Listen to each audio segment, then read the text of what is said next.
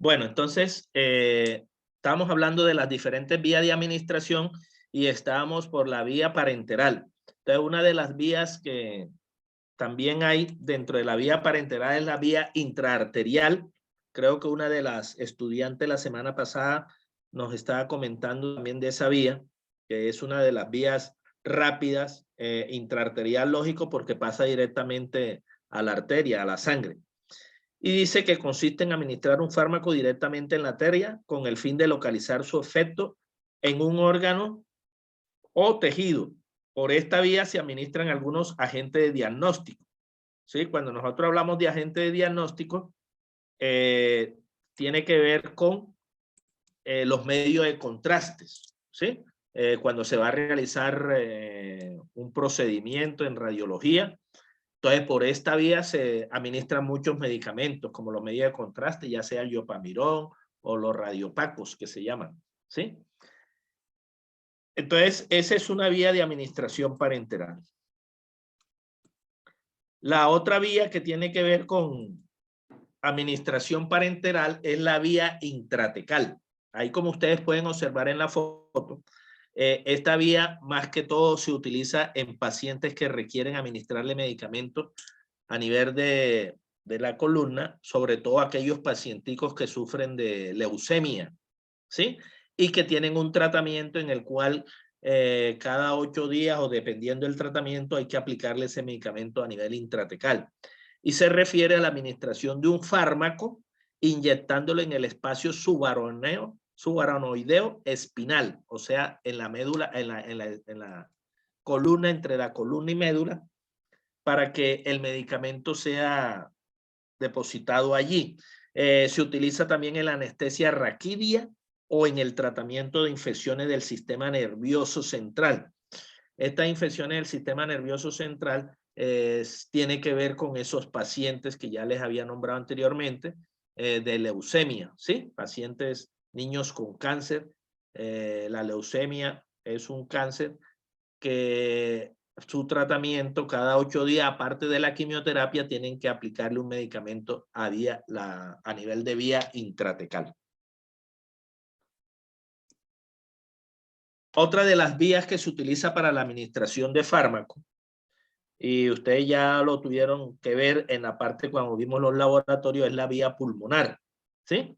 Es una vía importante de penetración de ciertos medicamentos que pueden ser inhalados y absorbidos a través del epitelio pulmonar y la mucosa del tracto respiratorio. La absorción es casi instantánea y permite la aplicación local del compuesto en el sitio requerido. Entonces, esta vía se utilizan unos dispositivos como son los inhaladores, bien sea a nivel bucal o nasal. Cuando es a nivel bucal, se coloca dentro de la boca y se aplica un puff, ¿sí? Dependiendo la dosis que el médico indique.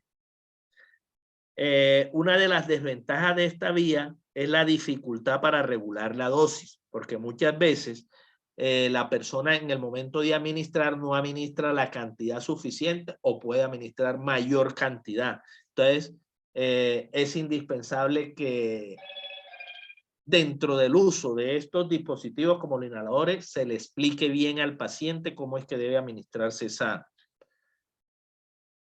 ese medicamento a través de la vía pulmonar, o sea, a nivel bucal, ¿sí?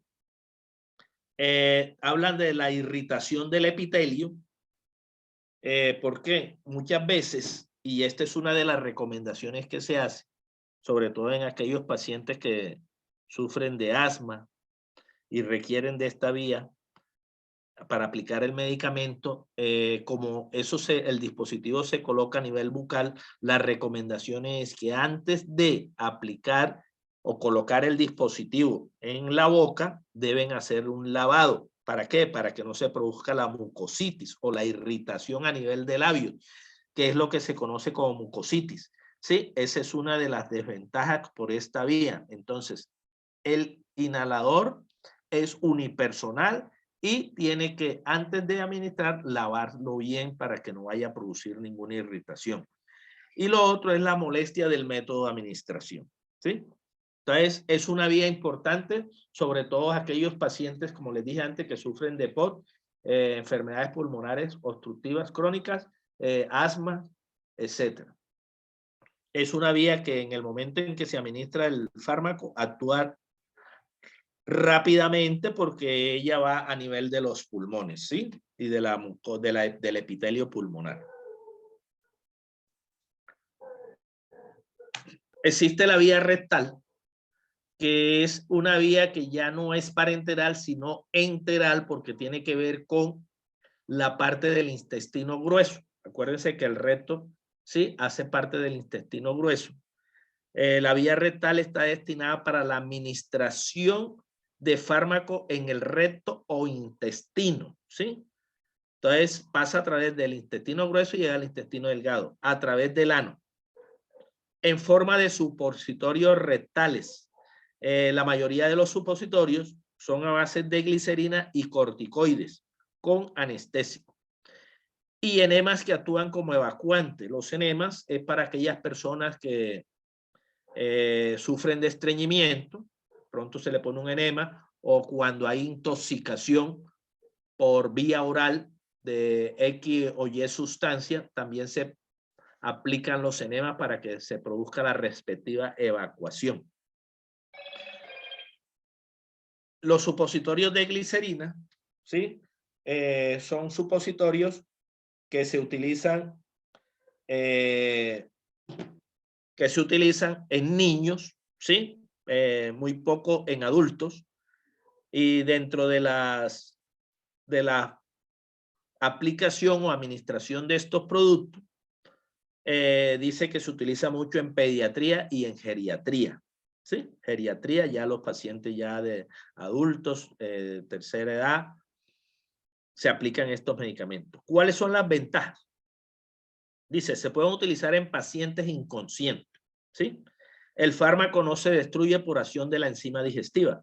Lógico, porque como no va a nivel de vía oral, las enzimas digestivas no van a intervenir, sino que van a través del recto y inmediatamente pasa a lo que dijimos nosotros, al torrente sanguíneo cuando se produce el sistema de absorción.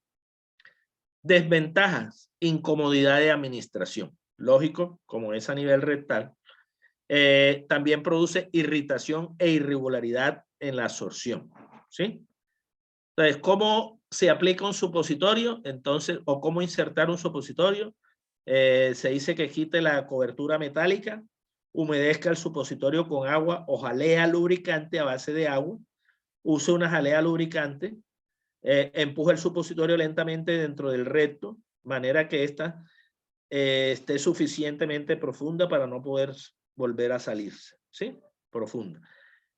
Una de las recomendaciones con estos supositorios, en la mayoría, estos supositorios tienen que estar completamente en cadena de frío, ¿sí? La mayoría.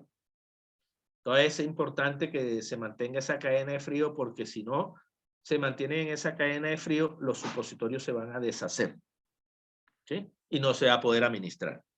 ¿Pregunta?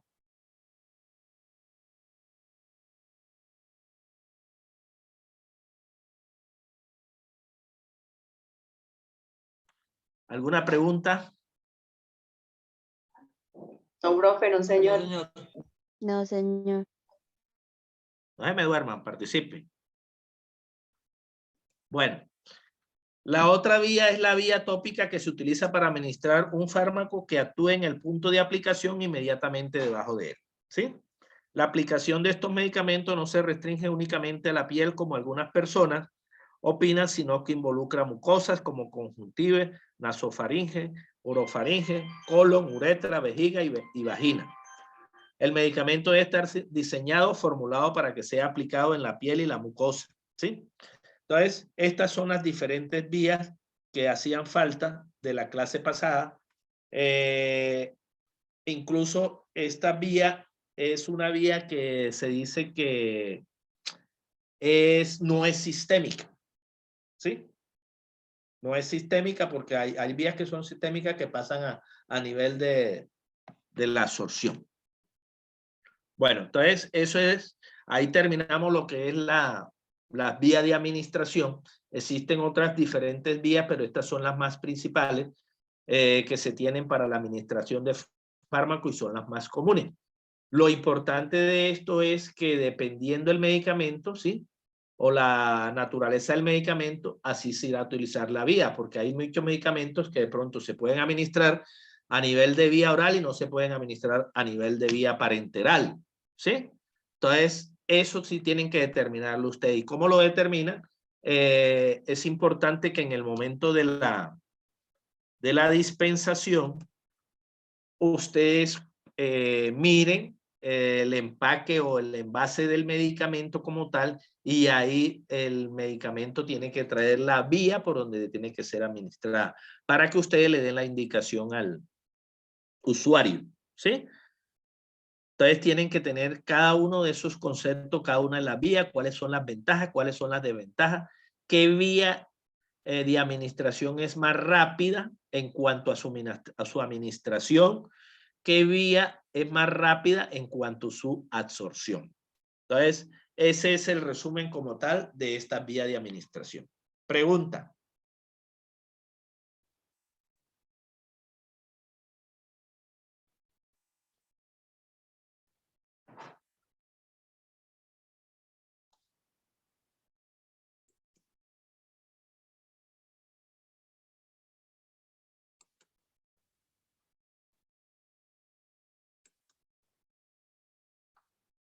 ¿Ninguna pregunta? No, señor. Bueno, entonces vamos a continuar con la clase. Ya dejamos la vía de administración y dentro de la unidad número 4 está lo que tiene que ver con la farmacocinética y farmacodinámica. ¿Alguien tiene algún concepto de esto o lo ha oído nombrar? Que me diga.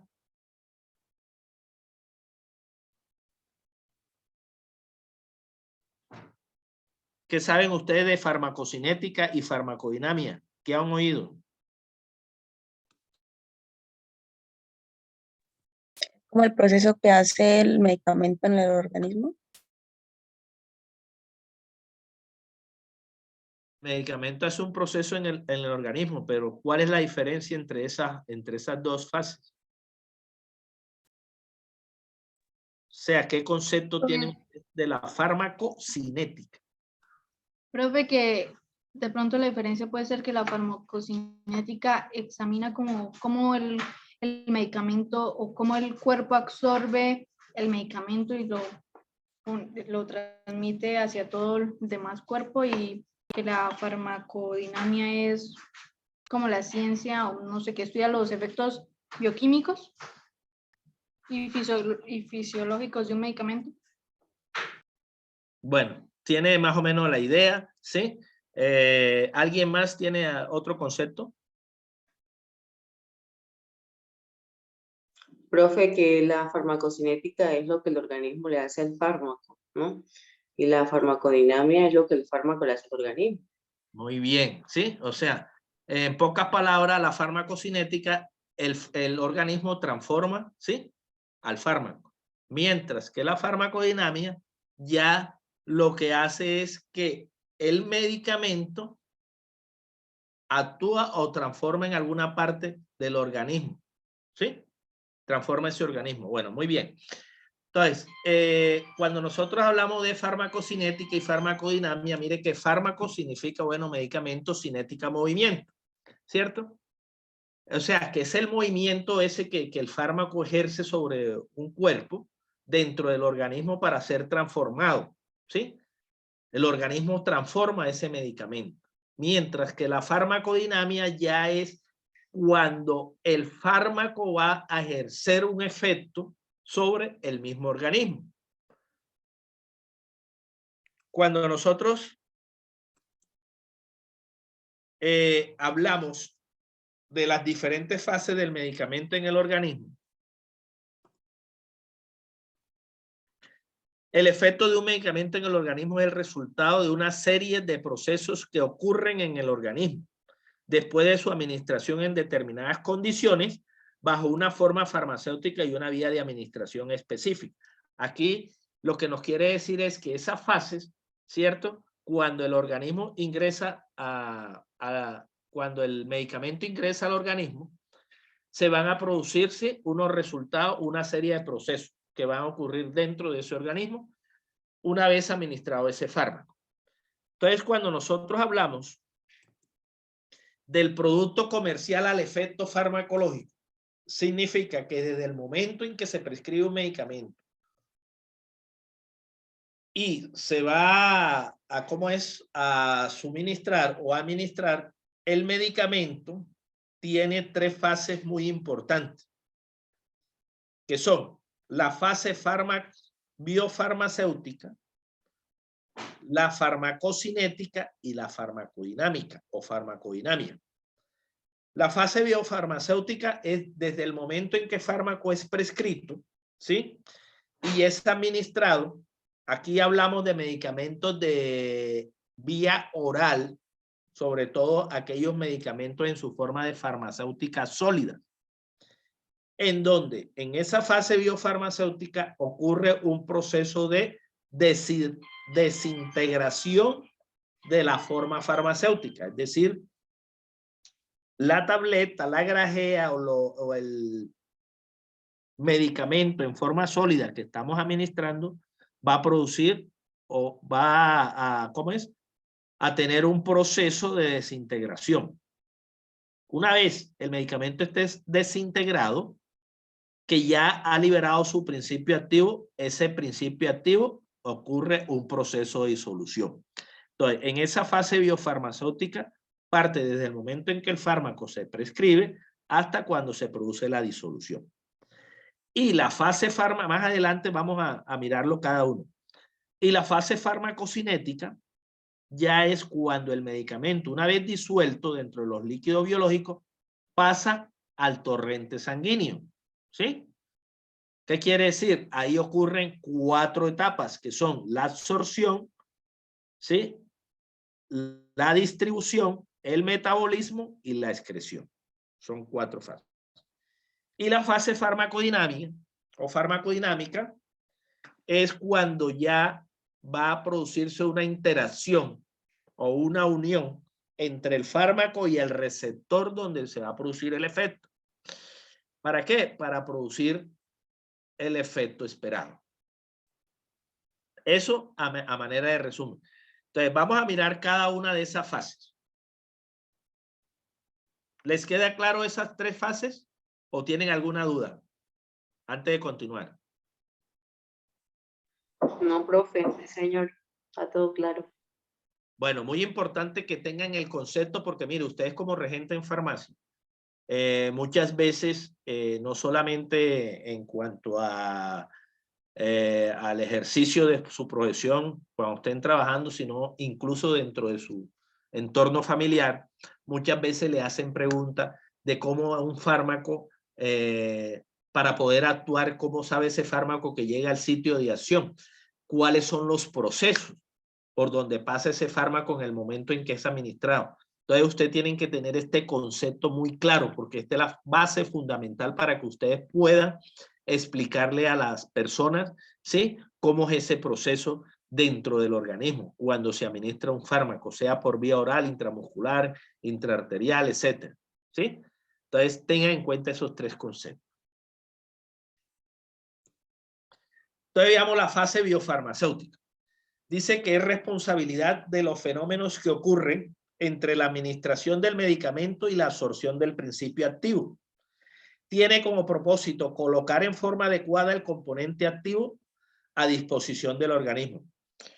Mire, cuando se elabora un fármaco, ¿sí?, en el laboratorio se debe hacer con unas especificaciones tal como lo recomienda la farmacopea, ¿sí?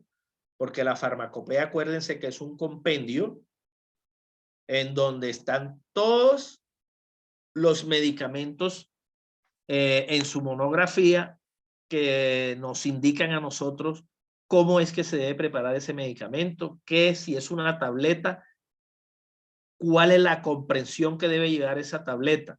Es decir, en esta fase biofarmacéutica lo indispensable es colocar ese medicamento a disposición del organismo que se pueda, ¿cómo es?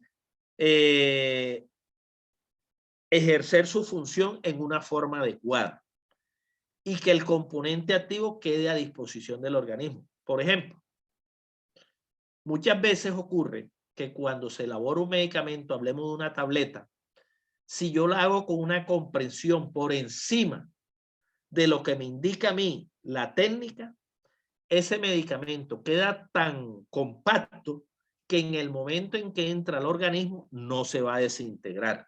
¿Sí? No se va a desintegrar. ¿Por qué? Porque hubo una mala praxis o una mala práctica en la elaboración de ese medicamento.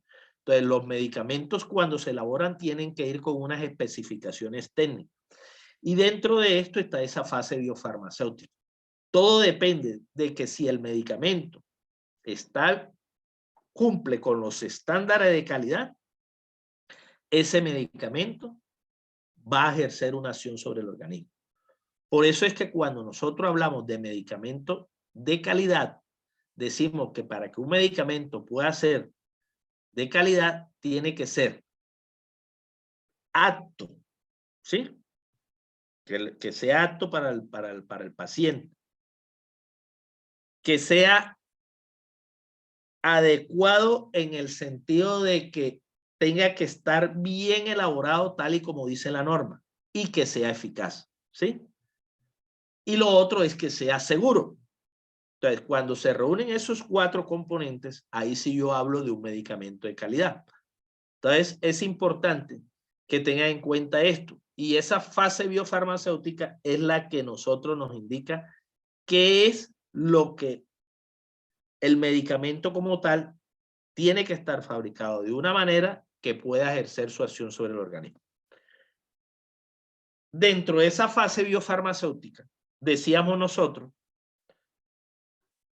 de que existen 2 fenómenos, que es el de desintegración y el de disolución. Esto para el caso de forma farmacéutica sólida. Entonces, cuando el medicamento se administra, ese medicamento a través de los líquidos biológicos empieza a desintegrarse, porque acuérdense que yo les decía en la clase pasada de que nuestro organismo tiene más agua, más líquido, ¿sí? Que el mismo órgano o parte sólida. Y esos líquidos lo que hacen es desintegrar la tableta. Entonces, ¿cómo pueden ustedes comprobar esto?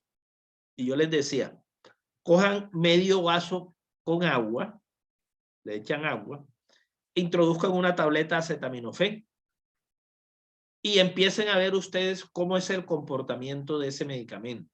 Ese medicamento, al entrar en contacto con el líquido, el medicamento empieza como a desintegrarse, ¿sí? A desboronarse. ¿Cuál es el fin? El fin es de que ese medicamento se libere el principio activo, ¿cierto? Que es uno de los componentes. Aparte de los excipientes, bueno, el principio activo, que es el que nos interesa, se desintegra. Se desintegra la tableta y se libera el principio activo. Una vez liberado el principio activo, hay una disolución del principio activo con los líquidos biológicos. ¿Para qué? Para que ese principio activo se disuelva en los líquidos biológicos y ahí sí pueda atravesar las membranas y pasar al torrente sanguíneo. Entonces, esa fase biofarmacéutica incluye desintegración y disolución. No se les olvide eso. Dentro de la fase farmacéutica, biofarmacéutica, hay factores de la fabricación que influyen en la absorción de un medicamento. ¿Cuáles son esos factores? Hablamos del tamaño de partícula. El tamaño de partícula dice que tienen absorción significativamente superiores a sus respectivos principios activos preparados con tamaño de partícula distinta. ¿Qué significa esto? Que hay medicamentos que tienen micropartículas, macropartículas, ¿sí? O vienen en microemulsión. Por ejemplo, la ciclosporina es un medicamento que se utiliza para pacientes que son trasplantados. Esa ciclosporina viene en microemulsiones, micropartículas, pero en emulsión. Si ese medicamento fuera en macroemulsión, ese medicamento no se va a absorber, ¿sí? Porque se dice de que para que la ciclosporina pueda absorberse tiene que ser en micropartículas. Lo contrario de un medicamento llamado nitrofurantoína, que son macrocristales, o sea, moléculas grandes, que requieren de ser macrocristales para poder absorberse. Si ellos fueran microcristales, como la grisofulvina, no se absorbieron, ¿sí? La nitrofurantoína. Entonces, dependiendo del tamaño de la partícula del medicamento, ¿sí? Como viene, así es que se va a absorber. Entonces, uno de los factores es eso, ¿sí? Que cuando yo voy a fabricar un medicamento, yo tengo que tener en cuenta la naturaleza del medicamento. Si es en macropartícula, yo no puedo pretender llevar ese medicamento a micropartícula para poderlo administrar en el organismo porque no va a funcionar. Ese es un factor. El otro factor tiene que ver con la velocidad a la cual se disuelve el principio activo del medicamento. Entonces dice que esto ocurre en una forma farmacéutica sólida, llámese tableta, grajea, pastillas, etc. Este fenómeno se pone de manifiesto si se tiene en cuenta la absorción oral defectuosa a partir de la forma farmacéutica sólida. Lo que les decía yo anteriormente, si hay una tableta que está completamente con unas unidades de comprensión alta, sí, está completamente sólida, esa tableta no se va a desintegrar, no se va a disolver. Y por lo tanto, la velocidad a la cual se va a disolver va a ser lenta. Y si es lenta, ese medicamento no va a producir el efecto esperado porque su disolución se hace demasiado lenta que al final no se va a absorber el medicamento. ¿Les quedó claro? ¿O tienen duda? Esto es muy importante para ustedes en la farmacología. Pregunto.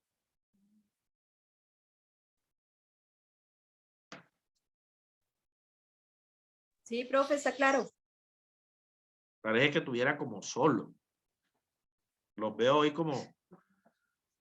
No, profe, nada, escuchándolos, atentos. Bueno, no se duerman, participen, porque mire, esto es muy importante para ustedes. Ustedes van a ver una materia que es farmacología, ¿sí? Y esta es la base.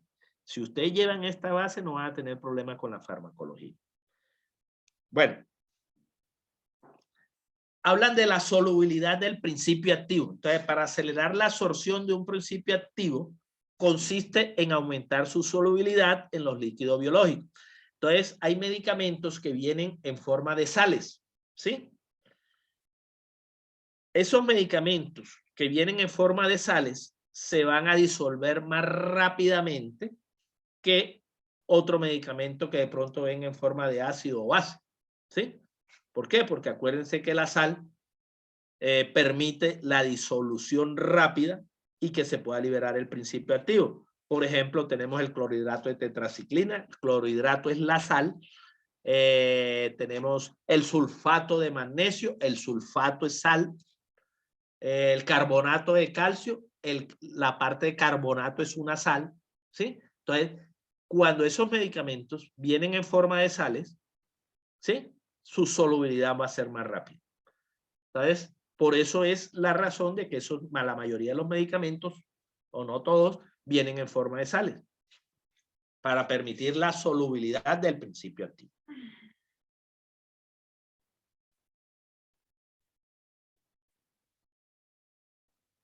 Bueno, entonces es importante de que ese medicamento que ustedes están administrando sea soluble, ¿sí? O sea, su solubilidad es mayor. Eso no quiere decir porque hay medicamentos que pueden ser liposolubles o hidrosolubles. Cuando yo hablo de liposolubles, son medicamentos que son solubles en grasa, ¿sí? Lipo, la palabra lipo, soluble, solubles en grasa. Y hay medicamentos que son hidrosolubles, que son solubles en agua. Entonces, dependiendo de la naturaleza del medicamento, así va a ser su solubilidad. Lo importante de esto en la solubilidad es que ese principio activo tiene que ser soluble en los líquidos biológicos para que pueda pasar al torrente sanguíneo. Si no es soluble, no va a pasar al torrente sanguíneo y no va a producir el efecto esperado. ¿Cómo llegan los fármacos a su destino? Entonces, mire que esto es muy importante. Dice que el ingreso de un principio activo, así como su salida de él, para llegar a su sitio de acción implica su paso a través de membrana. ¿Sí? El medicamento tiene que pasar por una serie de membranas, una serie de capas para poder llegar al torrente sanguíneo. ¿Sí? Y poder seguir su trayectoria hasta llegar a producir el efecto. Entonces, mire que dentro de las diferentes tipos de membranas, dentro de nuestro organismo hay membranas que pueden ser también, como les decía, que tienen que ver con la solubilidad, lipo o hidrosoluble, hidrófoba, que hablan, ¿sí?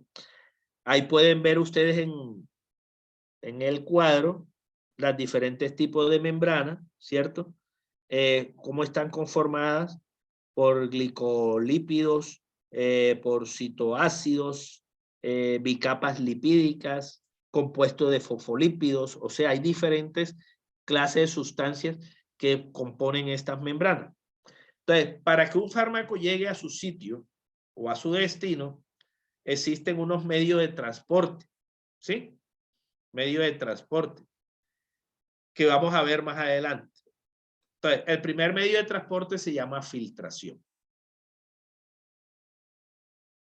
Dice que es un mecanismo pasivo de deslizamiento a través de poros en la membrana y se utiliza para sustancias hidrosolubles. Juega un papel importante en la filtración renal y en la absorción de fármacos por vía intramuscular o subcutánea. ¿Qué quiere decir esto? Cuando yo administro un medicamento a nivel intramuscular o subcutánea, ¿cierto? Ese medicamento o ese principio activo tiene que atravesar membrana. ¿Y cómo lo hace? A través de la filtración, a través de poros. Acuérdense ustedes que el endotelio, que es la parte interna de la piel en el organismo, los poros son más grandes que como si fuera aquí la piel por fuera. Entre más profundo vaya usted dentro del organismo, va a encontrar poros más grandes. Entonces, por ahí va a atravesar el principio activo, pero a través de un mecanismo que se llama filtración, ¿sí? Y esta filtración dice que es muy importante también a nivel renal.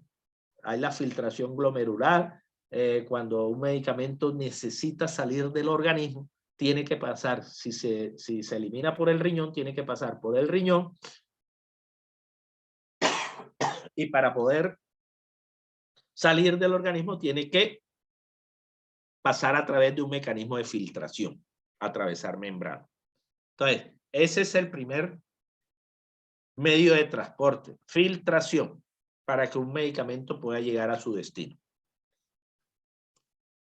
El otro medio de transporte se llama difusión pasiva. Y dice que es el paso de sustancias liposolubles. Cuando yo hablo de sustancias liposolubles, ¿son solubles en qué? Pregunta. Profe, qué pena por molestarlo. ¿Puede poner la anterior diapositiva? Sobre donde dice filtración. Ahí está. ¿Alguna pregunta? No, no, señor, gracias. Era para tomarle pantallazo. Gracias, muchísimas gracias. Eso les queda ahí, yo se los paso ahí en la plataforma. No se preocupen en la unidad. Bueno. ¿Cómo? Bueno, hablamos de la difusión pasiva y dice, paso de sustancias liposolubles. ¿Esas sustancias son solubles en qué? Pregunto. Son las sustancias que son solubles en grasas y aceites, profe. Bueno, muy bien. Y apolar, ¿sí? Que no consumen energía. Se lleva a cabo a favor del gradiente de concentración. Entonces, este es para ¿cómo es? Para sustancias liposolubles y apolar.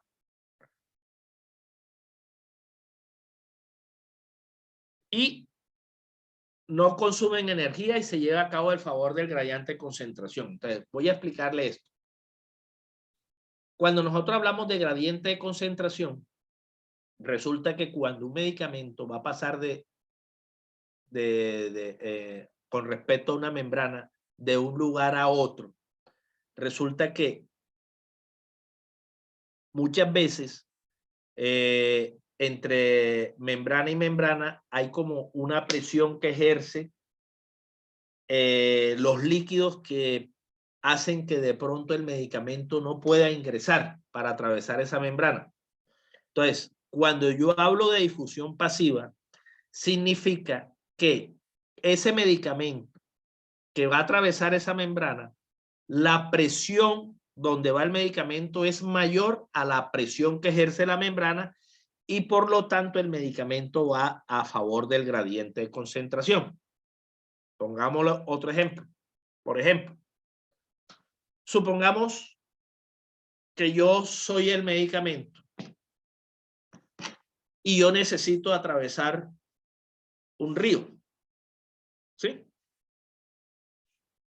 Si yo me voy a favor de la corriente, yo no tengo necesidad de gastar energía y voy a favor de la corriente me lleva hasta el sitio donde yo necesito ir, ¿cierto? Así sucede con los medicamentos. El medicamento, como va a favor del gradiente de concentración, porque es del lado donde está el medicamento, la presión es mayor que al interior de la membrana, ese medicamento va a atravesar fácilmente la membrana y va en favor del gradiente de concentración. Entonces, esa es la mejor explicación. Dice que el tamaño de la molécula también influye en la velocidad de fusión. Ya eso lo habíamos hablado allá anteriormente, que entre más macro sea, más lenta va a ser la difusión, ¿sí? Si es una micropartícula, más rápida va a ser la difusión porque va a pasar más rápidamente a través de los poros. La mayoría de los fármacos son ácidos o bases débiles y se encuentran en forma no ionizada, o sea, en forma neutra. Pero también en forma de cationes y aniones, o sea, la parte positiva y negativa. Esto es de química. Los mecanismos de difusión pasiva dependen del pH del medio. Entonces, ¿qué quiero decirle yo con esto? Que la difusión pasiva es un medio de transporte que se utiliza para el paso de sustancias liposolubles que van a favor del gradiente de concentración y no consumen energía. No hay consumo de energía. Otro medio de transporte es el transporte activo. ¿Sí? El transporte activo. Entonces, dice que es un mecanismo que puede funcionar en contra del gradiente de concentración y consume energía. Dice que se produce mediante un acarreo de proteína. Su absorción es importante en la secreción tubular, captación hepática. Entonces, si nos vamos al ejemplo anterior, que yo les decía que la difusión pasiva era que yo me iba a favor de la corriente para que me llevara la corriente y no gastar energía. En este transporte activo es lo contrario. Necesito de un medio de transporte. ¿Sí? Necesito de un medio de transporte, que en este caso son las proteínas, y va a haber un gasto de energía porque va en contra del gradiente de presión, de concentración. Significa que en la parte interna de la membrana que voy a atravesar hay una presión mayor que en la parte donde va el medicamento, ¿sí? En la otra parte, a la parte exterior de la membrana. Entonces, como se ejerce una presión, el medicamento necesita una ayuda para poder atravesar esa membrana. ¿Y cuál es esa ayuda? Una proteína que la lleve y lo acarree para poder atravesar la membrana. Ejemplo, si yo voy a nadar en contra del río, en contra de la corriente del río, yo voy a hacer un esfuerzo tal que no voy a ser capaz de llegar a la otra orilla si me voy en contra de la corriente. Entonces, ¿qué necesito? Un medio de transporte. Cojo una canoa, ¿cierto? Me monto en la canoa y me voy en contra de la corriente, gasto energía, pero atravieso el río. Así hacen los medicamentos. Los medicamentos, cuando tienen utilizan este medio de transporte activo, el medicamento necesita de una ayuda, que es una proteína, para que lo ayude a atravesar la membrana y pueda llegar al torrente sanguíneo. ¿Les queda claro el ejemplo? Sí, señor, profe. Sí, señor. Bueno. Después yo pregunto, y esto tienen que tenerlo en cuenta para el examen final, ¿oyeron? Entonces, tengan bien el concepto claro. Entonces ya llevamos 3 medios de transporte. ¿Cuáles son? Alguien que me los nombre, los 3 medios de transporte para que el fármaco llegue a su destino. Profe, son filtración, difusión pasiva y transporte activo. Muy bien, bueno, listo. El cuarto medio de transporte se llama difusión facilitada. Dice que es un mecanismo que necesita acarreador, o sea, una proteína. Pero el transporte se efectúa a favor del gradiente de concentración sin consumo de energía.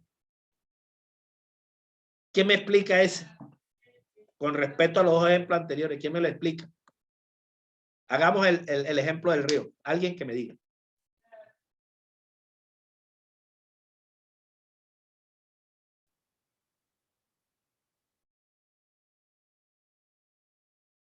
Jóvenes estudiantes.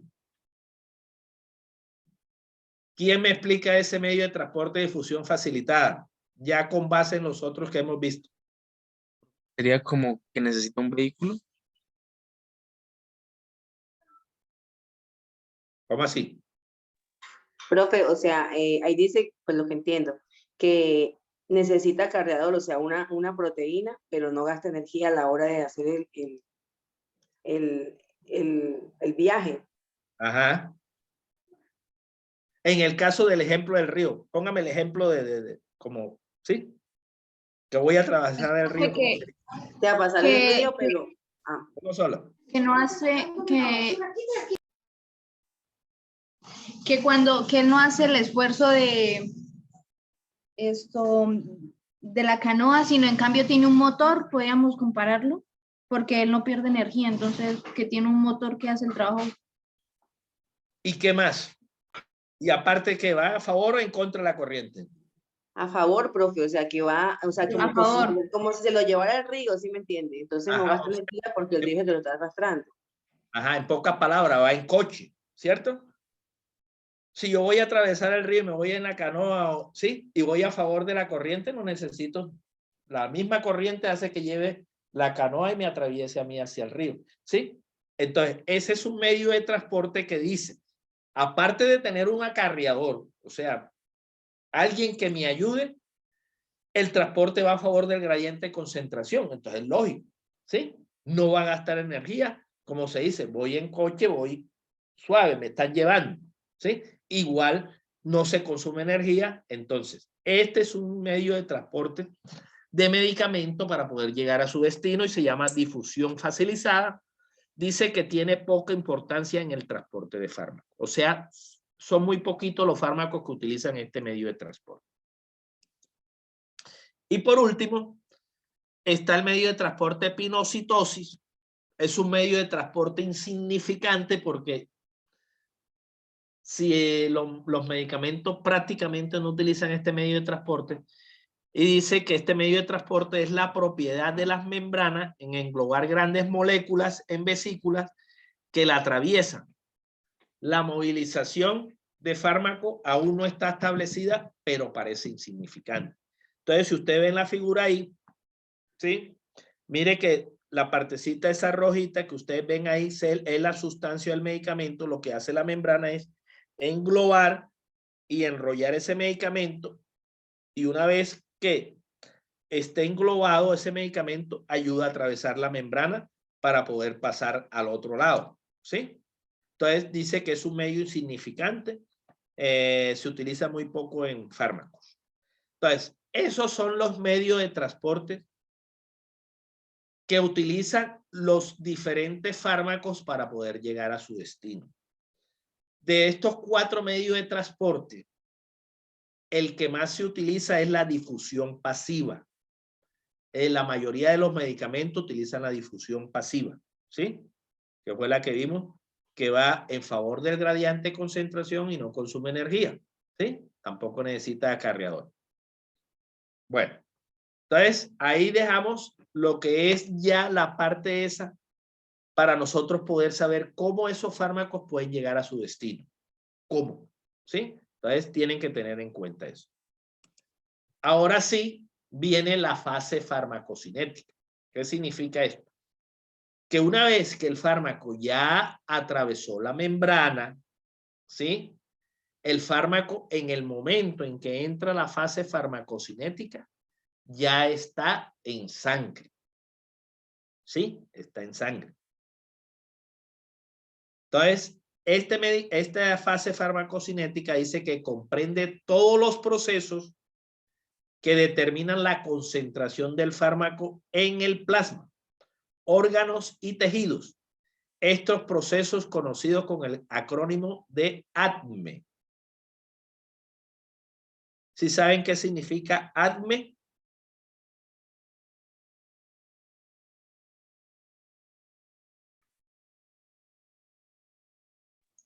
No, señor. Profe, es el Absorción, proceso, distribución, metabolismo. absorción, sí.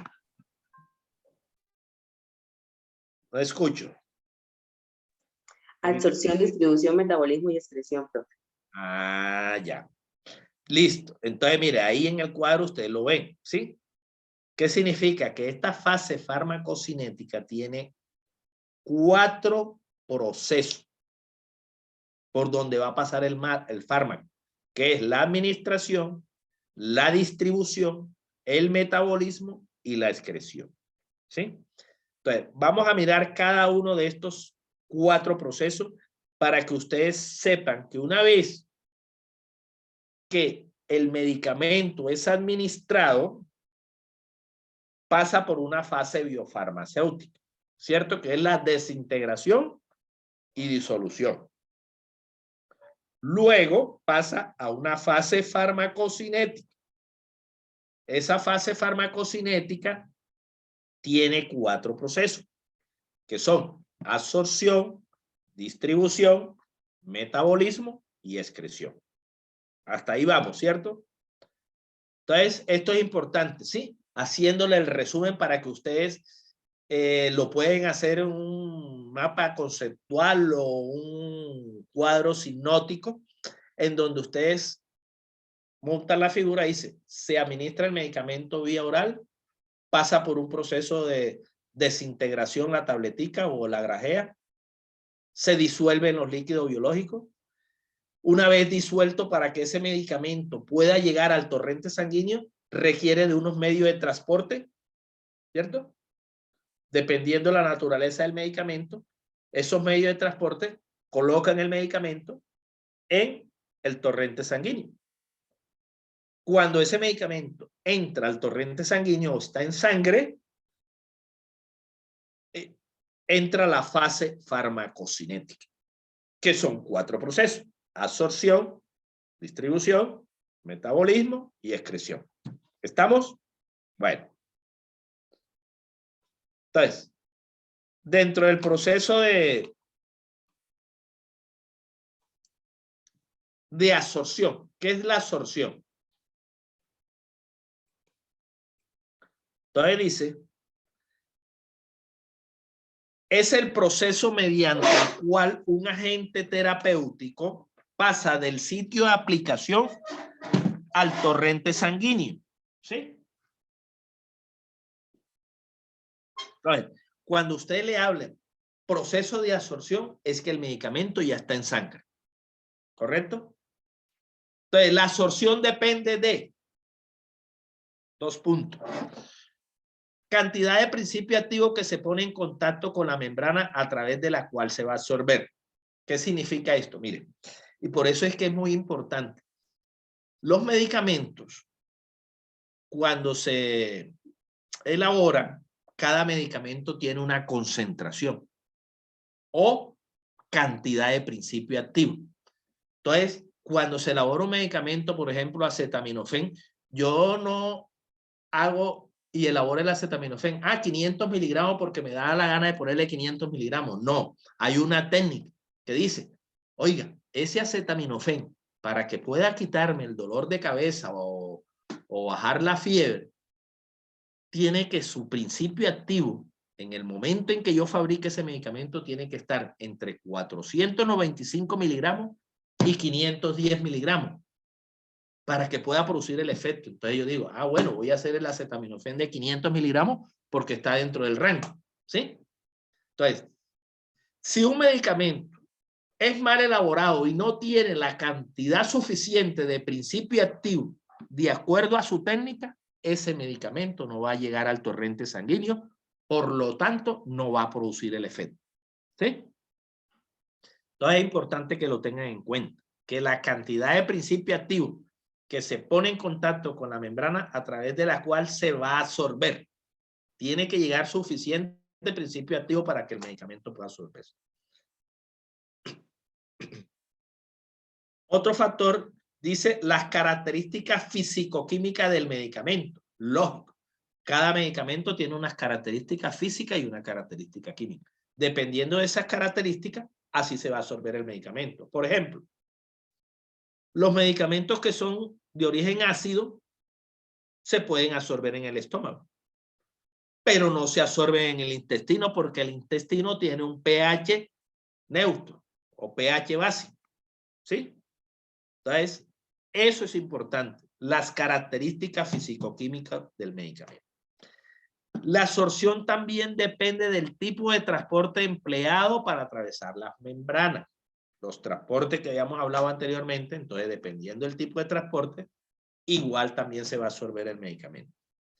Y las características morfofisiológicas por donde se va a absorber. Dentro del proceso de absorción predominan los mecanismos pasivos y filtración, ¿sí? Que los activos en la fase de absorción. ¿Por qué? Porque ya dijimos que la filtración para sustancias hidrosolubles, ¿cierto? Y el mecanismo pasivo, sustancias liposolubles y otras que venían en forma de sal, apolares y liposolubles. Entonces, aquí predomina más que todo el mecanismo pasivo, el transporte pasivo. Entonces, la fase de absorción es cuando el medicamento llegó al torrente sanguíneo. ¿Listo? Dentro de la absorción hay un parámetro que es muy importante y que ustedes tienen que tener en cuenta. Y es la biodisponibilidad. ¿Ustedes han oído hablar de ese término? ¿Lo han escuchado?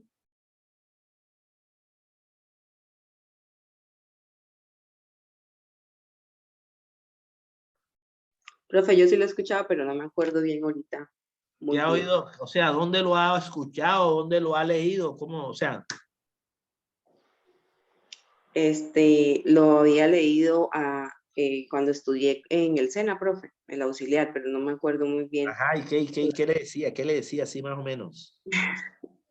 Acuerde. Yo sé que sí se acuerda. No, profe, no recuerdo. Ya lo hubiera dicho. No lo tengo claro. Bueno, cuando dentro de la absorción, el parámetro de biodisponibilidad es muy importante. Y dice que es la fracción de fármaco suministrado que alcanza la circulación sistémica y la velocidad a la cual lo hace. ¿Qué significa esto? Mire, cuando nosotros administramos un medicamento por vía oral y ya ha pasado por todas estas fases y llega al torrente sanguíneo, hay un parámetro que significa biodisponibilidad. ¿Qué es eso? Que el fármaco va a tener un tiempo y una velocidad a la cual se va a absorber. Y cuando llega al pico de ese tiempo, ese fármaco empieza a decrecer para ir buscando la salida. ¿Sí? Entonces, si yo digo, vamos a aplicar un medicamento cada 24 horas. Entonces, ¿qué significa? Que cada 24 horas la biodisponibilidad o la cantidad de absorción de ese medicamento se va a dar durante el día. A las 12 horas ya tiene que tener completamente absorbido para que cuando vaya decreciendo, vaya saliendo del organismo. Entonces, la biodisponibilidad es un parámetro de la absorción que tiene que ver con el tiempo y la velocidad con que se absorbe ese medicamento. ¿Sí? Eso es lo que tienen que tener en cuenta. El fármaco puede absorberse bien, pero en forma lenta, que impide alcanzar los niveles terapéuticos o viceversa. ¿Qué significa esto? Y ya lo habíamos dicho anteriormente. Cuando hay un medicamento que está mal elaborado, que no tenga la cantidad suficiente de principio activo, ese medicamento cuando llega a sangre no va a tener la biodisponibilidad que requiere ese medicamento, que es la cantidad máxima de absorción, sino va a tener una cantidad mínima de absorción que no va a producir ningún efecto. Entonces, la biodisponibilidad tiene que ver con eso, ¿sí? Que es el parámetro que utiliza el fármaco en un tiempo y a una concentración estipulada. ¿Cómo sabemos nosotros la biodisponibilidad? Cuando yo doy un medicamento que dice tomar medicamento una cada 6 horas. ¿Qué significa? Que cuando yo doy el medicamento a las 6 horas, ese medicamento ya tiene una cantidad de biodisponibilidad, una cantidad de absorción máxima, que ya después de las 6 horas, si yo no doy la otra dosis, ese medicamento empieza a decrecer y sale del organismo y no va a producir. Ya produjo el efecto, pero como yo necesito que siga el tratamiento, si yo no doy el medicamento a las 6 horas, ese medicamento nos va a salir del organismo y voy a seguir con la enfermedad. Entonces, el parámetro de absorción es eso. Tiene que ver con la disponibilidad. Cuando yo digo cada 6 horas, es cada 6 horas. A las 6 horas tengo que dar el otro medicamento para que se mantenga los picos de biodisponibilidad en la meseta, arriba, con el efecto para que me pueda ir quitando o aliviando la enfermedad. ¿Sí? Entonces, eso es importante. Por eso es que dice, cuando la velocidad es tan rápida, tampoco los niveles terapéuticos se van a dar. ¿Por qué? Porque va a llegar un momento en que el medicamento se absorbió tan rápidamente que pasa directamente al hígado y se metaboliza y pasa a excreción. Entonces, la biodisponibilidad es un parámetro de la absorción. Es la fracción de fármaco suministrado que alcanza la circulación en una concentración determinada y en un tiempo determinado. ¿Listo? Bueno. Dentro de esto, Profe, ¿sí? una pregunta. Por ejemplo, hay medicamentos que se menciona, bueno, en la cajita dice que un alivio de 12 horas, ¿sí? Ajá. Incluso en esos medicamentos, para mantener, como usted mencionaba, ¿aún así se pueden tomar cada 6 horas? ¿O como No. su alivio es 12 horas, no se deberían tomar tan seguido? No, porque el medicamento, cuando usted se realiza o se elabora el medicamento, dependiendo del principio activo, si le dice cada 12 horas, cada 12 horas, pero yo no lo puedo dar cada 6 horas porque corro el riesgo de que puedo intoxicar al paciente. ¿Sí? Entonces, las dosis se respetan y las dosis de acuerdo al laboratorio fabricante, ¿sí? Las recomendaciones que da el fabricante. Por ejemplo, yo no puedo tomarme un antihistamínico cada 6 horas porque me la voy a pasar dopado, durmiendo, ¿sí? Y me puede, producir un problema a nivel del sistema nervioso. ¿Sí? Entonces, no, las dosis se respetan. Bueno, mire, esto de la biodisponibilidad, ahí cuando ustedes empiezan a mirar la monografía de un medicamento, sea en el diccionario farmacéutico, en el Bademecum, ahí dice biodisponibilidad, la biodisponibilidad es del 20%, 50%. ¿Cómo compara un medicamento de una forma farmacéutica de X laboratorio con otro laboratorio? Por ejemplo, el medicamento innovador, que es el medicamento comercial, el que salió por primera vez, y el medicamento genérico, que muchas veces tienen el concepto de que un medicamento genérico es menos que el innovador o el comercial. Ejemplo, cuando se hicieron estos estudios de biodisponibilidad, acá en Colombia. La primera universidad que hizo esto fue la Universidad de Antioquia. Y lo hizo con el captopril. ¿Sí? El captopril es un medicamento que se utiliza para la tensión arterial. Resulta que ese estudio de biodisponibilidad es que cogen cierto tipo de pacientes, personas, y a ciego le dan una tabletica de este medicamento innovador y una tabletica del medicamento genérico. Se sacan muestras de sangre para ver cómo es el comportamiento del medicamento en sangre en comparación entre el comercial y el genérico, ¿sí? Y ahí utilizan el parámetro de biodisponibilidad. ¿Cómo se saca ese parámetro de biodisponibilidad? Dice que la biodisponibilidad de un medicamento, cuando se compara con otro, no puede ser mayor del 20%. ¿Sí? No puede ser mayor del 20% cuando se compara. Entonces, si yo tengo el captopril genérico y la biodisponibilidad a mí me dio el 75% y el comercial me dio el 90%, ¿sí? Ese medicamento sí es biodisponible con el otro. Si me dice que el tope máximo es del 20%. ¿Qué dice?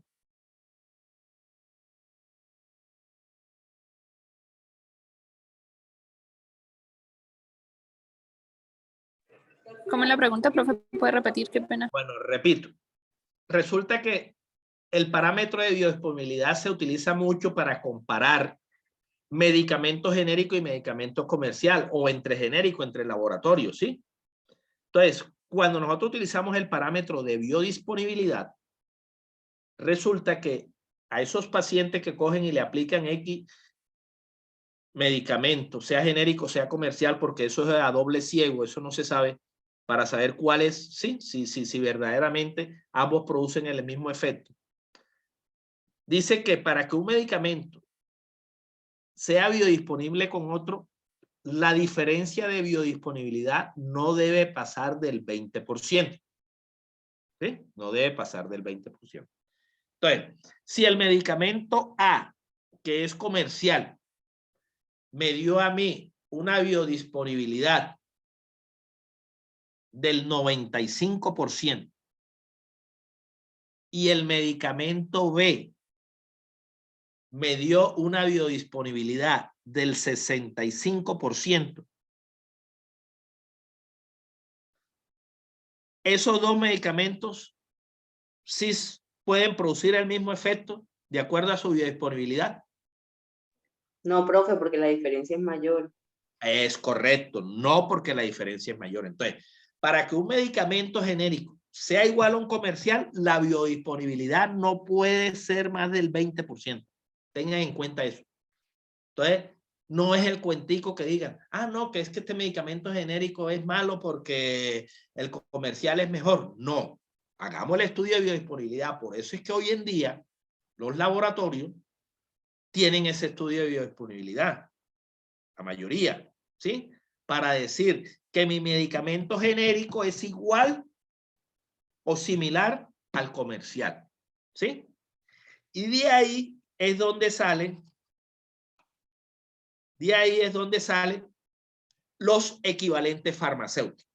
Entonces veamos qué es un equivalente farmacéutico.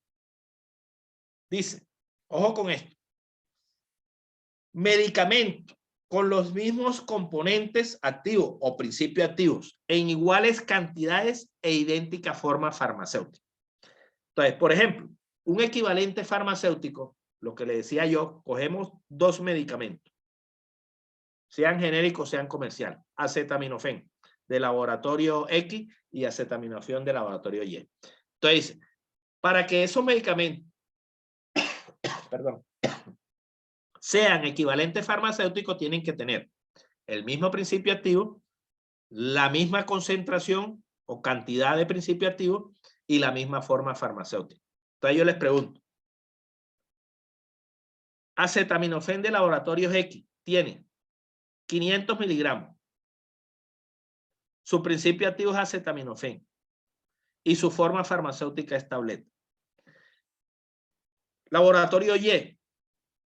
El medicamento acetaminofén tiene acetaminofén, principio activo. Concentración 500 miligramos y forma farmacéutica tableta. ¿Son equivalentes farmacéuticos? ¿Sí, Sí, o no? profe, sí, Sí, profe, cierto. porque tienen la misma concentración, o sea, son cantidades, iguales cantidades y Muy forma bien. farmacéutica. Listo. Entonces, cuando ustedes oigan hablar de equivalente farmacéutico, ¿sí? En medicamentos, acuérdense que tiene que tener el mismo principio activo, la misma concentración y la misma forma farmacéutica. Listo. Equivalentes biológicos o bioequivalentes. Aquí está lo que yo le hablaba de la biodisponibilidad. Son equivalentes farmacéuticos con biodisponibilidad comparable. No difiere más del 20%. Entonces, yo le repito la pregunta. Tengo dos medicamentos. Tienen el mismo principio activo, tienen la misma concentración, tienen la misma forma farmacéutica, pero su biodisponibilidad es más del 30%. ¿Son equivalentes biológicos o bioequivalentes? No, profe. No, porque tendría que ser hasta el 20%, ¿cierto? Entonces, cuando usted oigan hablar de equivalentes biológicos o bioequivalentes, se refiere es a la biodisponibilidad, que cuando yo comparo un medicamento X con un medicamento Y de diferente laboratorio, tienen que su biodisponibilidad no pasar más del 20%. Y por último, los equivalentes clínicos terapéuticos. Dice que son equivalentes farmacéuticos con efectos terapéuticos comparables. ¿Sí? Efectos terapéuticos comparables. Acá dice, por ejemplo, dos medicamentos comerciales que tengan los mismos principios activos y las mismas cantidades son bioequivalentes. ¿Qué significa? Que para que un equivalente clínico terapéutico sea equivalente clínico terapéutico, tiene que tener biodisponibilidad que no pase más del 20% y que sea equivalente farmacéutico. Que tenga el mismo principio activo, la misma concentración y la misma forma farmacéutica. ¿Listo? Pregunto. ¿Que les quedó claro ese concepto? ¿Esos tres? Sí, profe, sí, señor. Bueno, los demás no hablan, ¿no?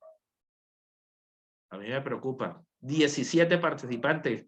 Laura Sepúlveda, no la he oído hablar hoy. ¿Dónde están? Profe, Hola, yo profe, quiero aquí hablar, estoy. pero no puedo. Sí, lo estaba escuchando. Ah, ya, no puede, está ifónica. Bueno.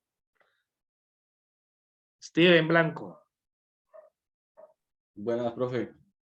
Bueno, participen porque yo veo que están como callados hoy. No sé si será por la lluvia, el frío. Bueno, ahí dejamos lo que es absorción. Y continuamos con la otra fase que es la distribución. Entonces, ya cuando el medicamento está en sangre, el medicamento ya empieza a distribuirse por todo el organismo. ¿Sí? Entonces, si usted ve en la figura, el medicamento va al corazón, ¿sí? Empieza a correr por todo el organismo a través del torrente sanguíneo. Entonces, el proceso de distribución dice que se reparte el principio activo por el organismo, para lo cual debe someterse a las mismas reglas generadas que rigen el paso de membrana. ¿Cuáles son esas reglas? Ya hablamos del transporte pasivo, de la parte del tamaño de las partículas, la solubilidad en líquido, etc. Cuando un fármaco entra al organismo, dice que los tejidos bien irrigados, o sea, aquellos que tienen cantidad de riego sanguíneo, como el corazón, cerebro y riñones, presentan las concentraciones más altas. O sea, allá van a llegar más el principio activo. ¿Sí? Mientras que en tejido adiposo las concentraciones son menores. Por eso es que, si ustedes se dan cuenta, el paciente que es obeso, hay que ajustar la dosis del medicamento. Porque como tiene cantidad de grasa, muchas veces el medicamento no va, la grasa hace que no llegue el medicamento en las concentraciones que se requieren. Entonces, ese es el proceso de distribución. Dentro del proceso de distribución, dice que cuando esos medicamentos se están distribuyendo por todo el organismo, los medicamentos se fijan o se unen los fármacos a las proteínas. Entonces, la afinidad de los principios activos a las proteínas se puede hacer en porcentajes de 0 al 100%. ¿Sí? Se pueden, tiene afinidad del 0 al 100% de unirse el fármaco a la proteína. Entonces, cuando las proteínas más frecuentes dentro de nuestro organismo es la albúmina. Es la albúmina. La albúmina es la proteína que más presente está en nuestro organismo. Entonces, los fármacos que se unen a las albúminas son aquellos fármacos de origen ácido. ¿Sí? Los fármacos ácidos tienen más afinidad por albúmina. Entonces, todo fármaco que se une a la albúmina es de pH ácido. Entonces, para que lo tengan en cuenta. Y hay otra proteína que es la alfa-glicoproteína que tiene afinidad por los fármacos de origen básico. O sea, pH por encima de 7. Entonces, cuando se produce la unión fármaco-proteína, cuando hay esa unión entre fármaco-proteína, todavía el medicamento no ha producido un efecto. Acá lo que está haciendo la proteína es ayudando al fármaco en esa unión a que vaya y se distribuya y llegue al órgano donde va a llegar. Entonces, cuando la proteína deja el fármaco libre, ya el fármaco ahí sí queda libre para poder unirse a un receptor y producir el efecto. Entonces, esto es lo que quiere decir la fijación de fármacos a las proteínas. Entonces, la proteína, los fármacos de origen ácido se unen a la albúmina y los fármacos de origen básico se unen a alfa-glicoproteína. ¿Alguna pregunta?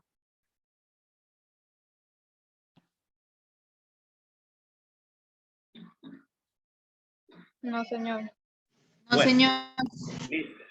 Entonces pasamos a la tercera fase, que es metabolismo. Entonces, mira, aquí hacemos un paréntesis, ¿sí? Y se me les había olvidado decir esto.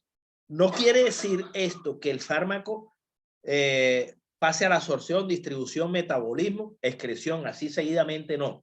El fármaco, cuando llega a la distribución, el fármaco tiene que quedar en forma libre e irse allá a la fase farmacodinámica para poder producir un efecto. ¿Sí? Entonces, aquí quiero decirle que de la distribución, el fármaco pasa a la fase farmacodinámica. Lo que pasa es que como estamos viendo estos 4 procesos que pertenecen a la fase farmacocinética, de la distribución pasamos al metabolismo. Entonces, quiero que les quede claro eso.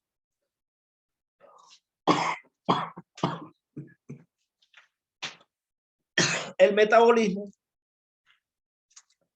es la biotransformación del fármaco. O sea, ya cuando el fármaco ya produjo su efecto, allá en la fase farmacodinámica, el fármaco tiene que salir de nuestro organismo, el resto de fármaco tiene que salir de nuestro organismo.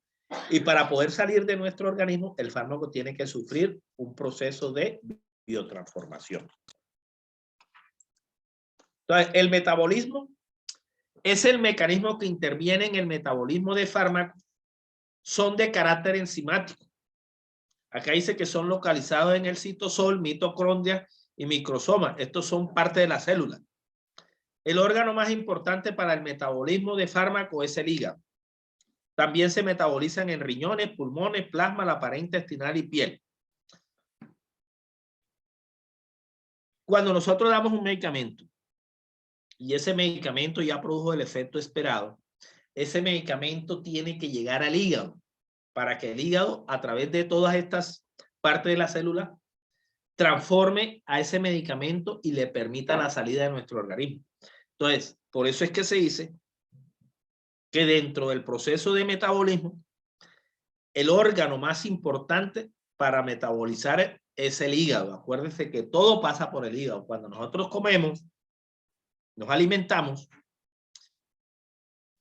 para tomar energía, una vez ese alimento llega al hígado, el hígado lo transforma y permite la salida del resto de alimentos que no podamos absorber, ¿sí?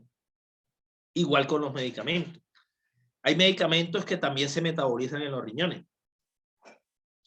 Y algunos, muy poquitos, en pulmones y plasma. Dentro de este metabolismo hay unas enzimas catalizadoras, y por eso es que ustedes cuando leen el prospecto de un medicamento hablan del citocromo P450. Este es una enzima que está dentro del hígado y que es la que hace que se produzca ese proceso de biotransformación y produzca un proceso de óxido reducción. Es como una reacción química que se da dentro de nuestro organismo para que pueda salir el resto de sustancias de nuestro organismo. Entonces el hígado lo que hace es biotransformar. En pocas palabras, lo hace como soluble ese resto de medicamento para que pueda salir y pase a través del riñón.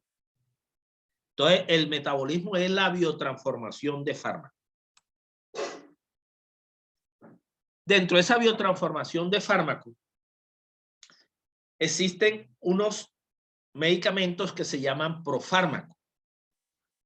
Y eso tienen que ustedes tenerlo en cuenta. Hay medicamentos que se activan dentro del organismo. Por ejemplo, el omeprazol es un profármaco. El omeprazol es un medicamento que se da en ayunas. Y cuando usted lo da, ese medicamento, antes de suministrarlo es un profármaco y él empieza a activarse dentro de nuestro organismo. Mientras que hay medicamentos que son antefármacos, que son fármacos activos tópicamente que se inactivan en el organismo si se absorben. Por ejemplo, muchas veces hay medicamentos que actúan a nivel tópico, nada más a nivel de piel. Pero si esa sustancia pasa a través de poro y llega a nuestro organismo, al interior, ese medicamento se inactiva. Se conoce con el nombre de antefármaco, lo contrario del profármaco. El profármaco es el que se activa dentro de nuestro organismo para producir el efecto.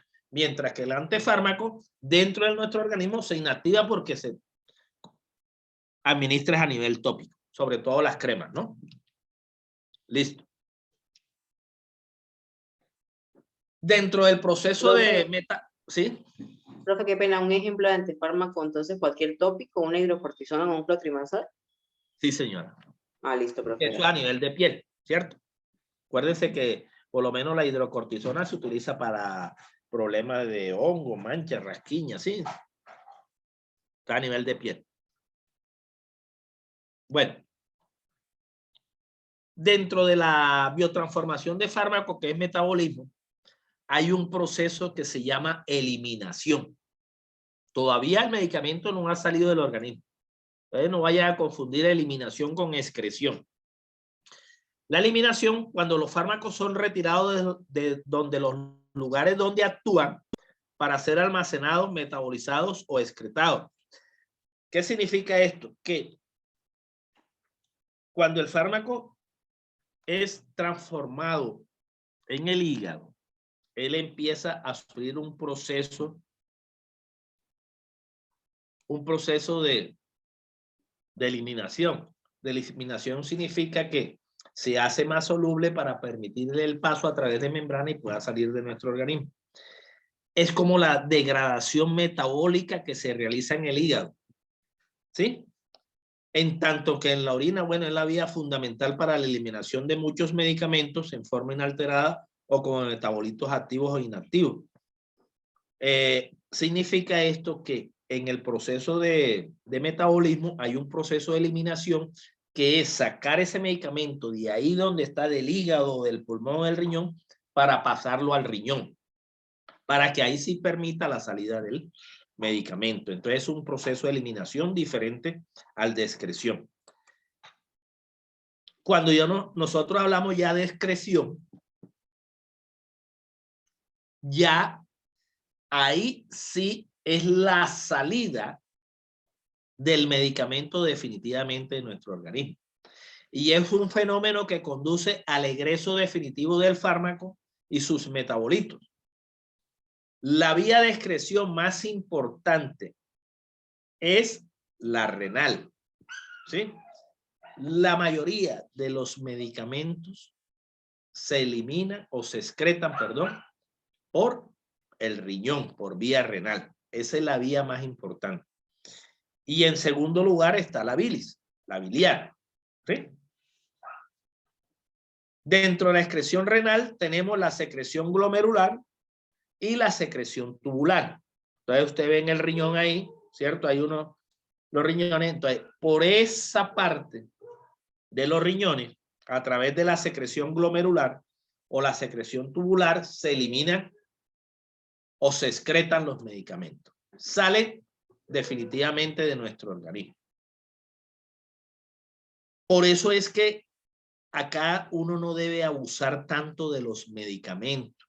Mire que hay medicamentos que dañan el riñón. Por ejemplo, los AINES. ¿Sí saben qué son los AINES? ¿Se han oído hablar de eso? Antiinflamatorio no esteroideo. Muy bien, antiinflamatorio no esteroideo. Esos AINES tienen la particularidad de que ellos actúan a nivel de las prostaglandinas. Yo les decía en la clase anterior que las prostaglandinas son sustancias que producen inflamación, ¿sí?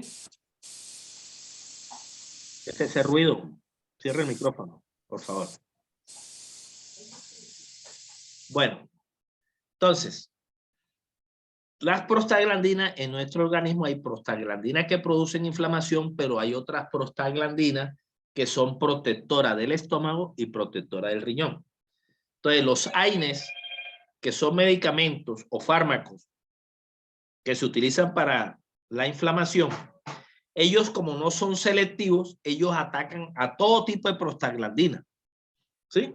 Entonces, atacan las prostaglandinas de la inflamación, pero también atacan las prostaglandinas que son protectoras del estómago y el riñón. Entonces, cuando una persona abusa, que constante por cada dolor me tengo que tomar un ibuprofeno, un diclofenac, un naproxeno, y tome, sí, me va a quitar la inflamación, pero me está perjudicando porque me puede dañar a nivel del riñón, porque como se excreta por el riñón, me puede dañar las prostaglandinas que protegen el riñón. Y ahí es donde se produce, ¿sí?, lo que llamamos insuficiencia renal. Entonces hay que tener en cuenta esto, que la mayoría de los medicamentos, como se excretan por el riñón, no podemos abusar. ¿Correcto? Bueno. Pregunta.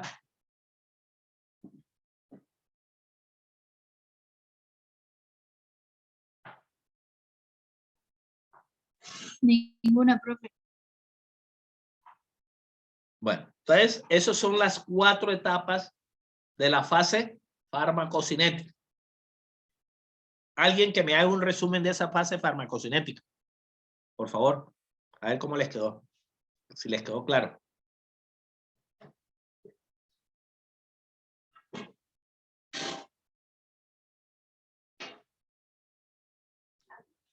¿Alguna? Bueno, entonces el resumen es, la fase farmacocinética, ¿cierto?, tiene 4 etapas o 4 procesos, que son absorción, distribución, metabolismo y excreción. La absorción es cuando llega el fármaco directamente al torrente sanguíneo.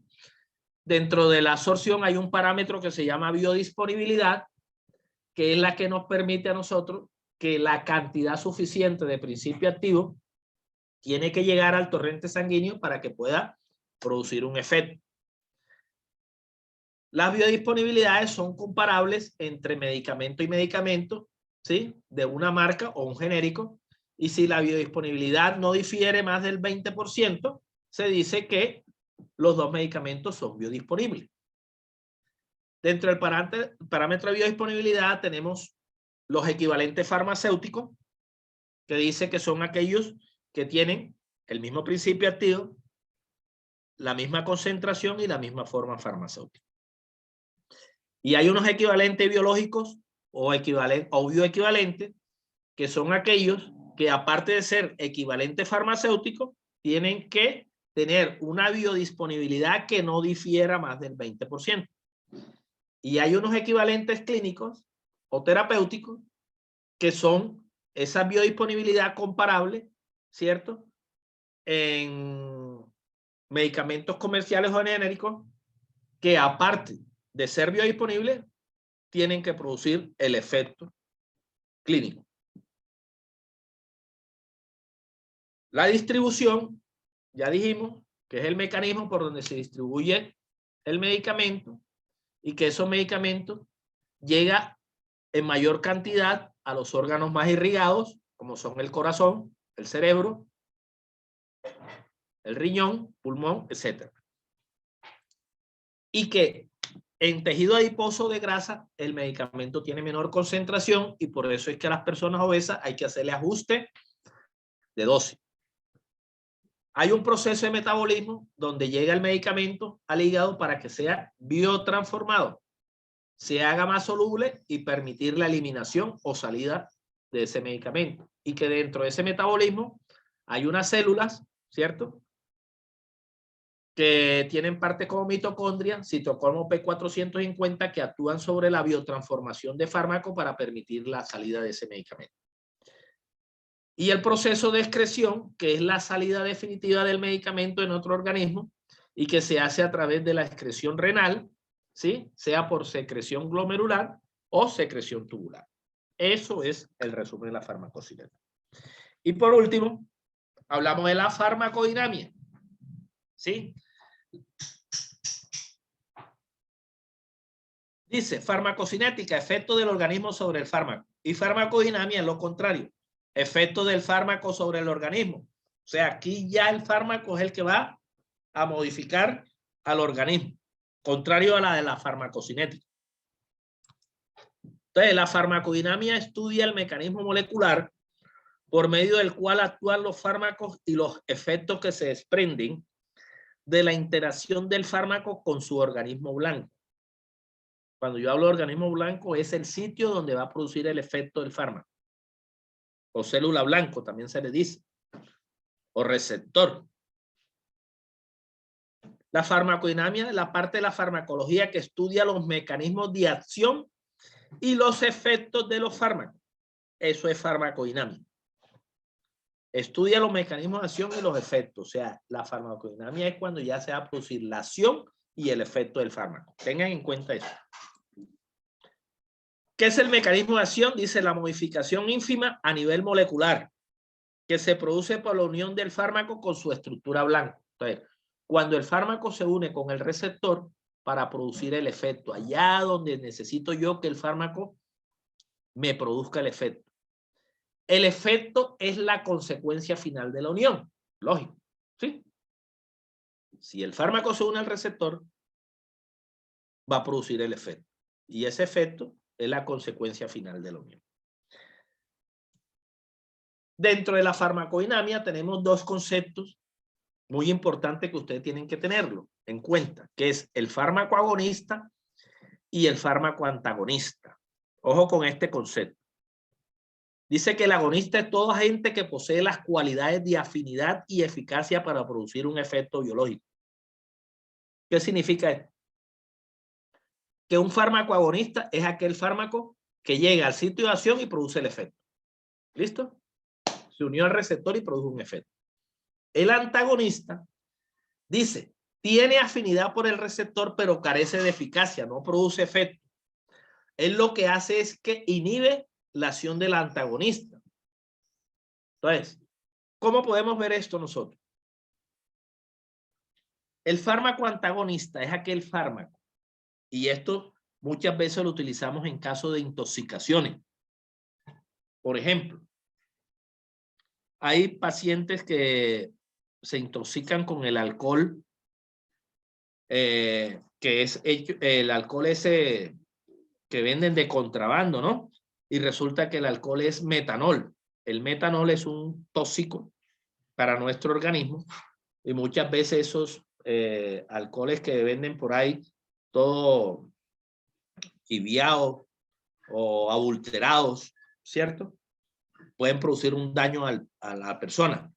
Entonces, cuando ese paciente se intoxica con alcohol metílico o metanol, el metanol llega al receptor y produce un efecto. En ese momento el metanol es un fármaco agonista, porque está produciendo un envenenamiento, está produciendo un efecto. Resulta que para yo poder desplazar ese alcohol metílico dentro de nuestro organismo, yo aplico un fármaco antagonista. Entonces doy alcohol etílico. ¿Qué hace el alcohol etílico? El alcohol etílico es un antagonista porque va a desplazar, ¿sí?, de los receptores al alcohol metílico para él apoderarse de esos receptores y que salga ese alcohol metílico y baje la intoxicación. Entonces, en este caso, el antagonista del alcohol etílico está desplazando, perdón. Espera un momentico que me está botando acá la batería. Espera un momentico.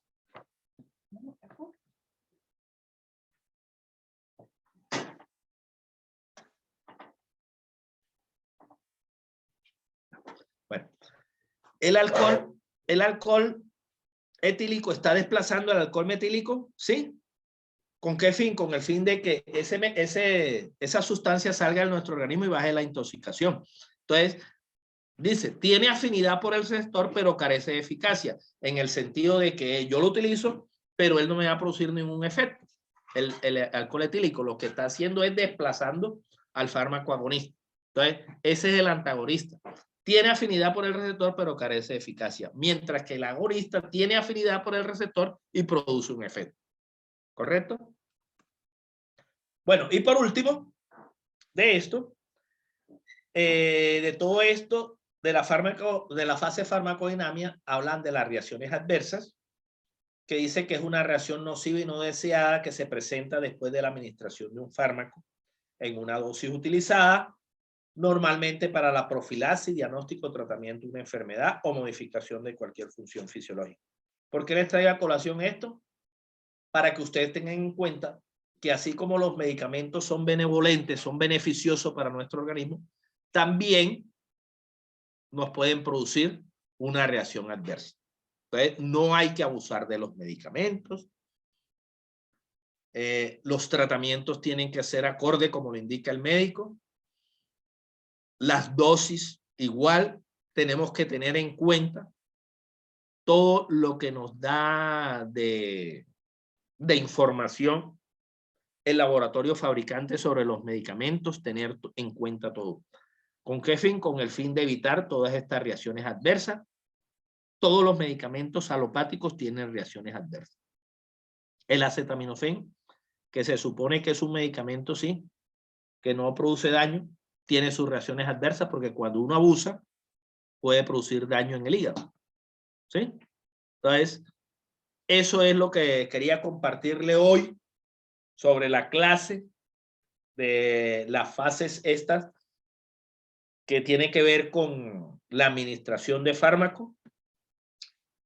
No sé si tengan alguna pregunta al respecto sobre esto. No, profe, por el momento está todo claro.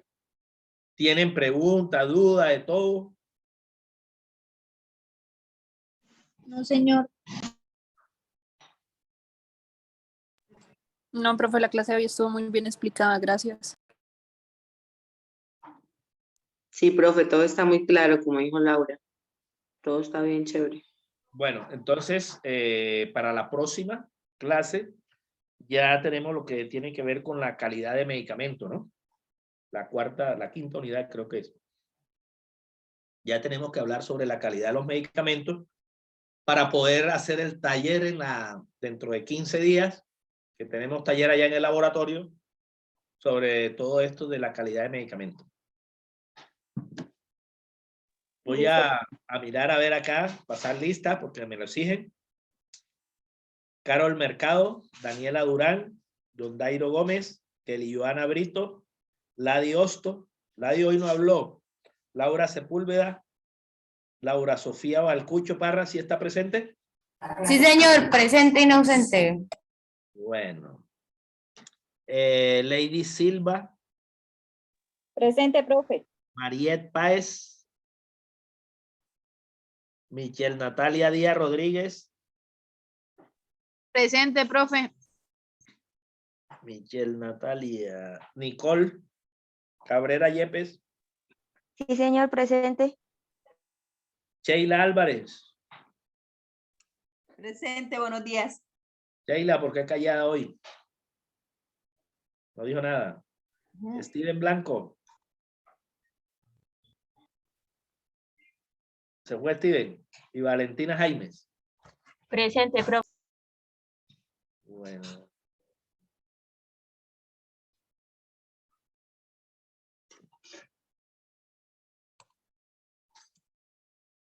Faltaron, ¿no? De 21, apenas se conectaron 14.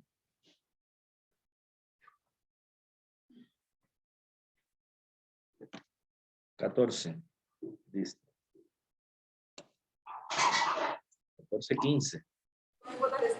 En la reunión aparecemos 15, profe. No sé quién falte. 15 participantes, pero por eso, conmigo son 15. Profe, es que solamente hay 15 porque la mayoría está viajando porque tenemos Por lo que sí, presencia. en la tarde tenemos presencial. Ah, bueno, listo. Entonces, que pasen buen día. Entonces, no se lo olvide repasar todo esto para lo del examen, ¿no? Porque siempre es bastante. ¿Sabes? Hasta luego. Listo, profe, gracias. Hasta luego. Gracias, profe. Hasta luego. Gracias, profe.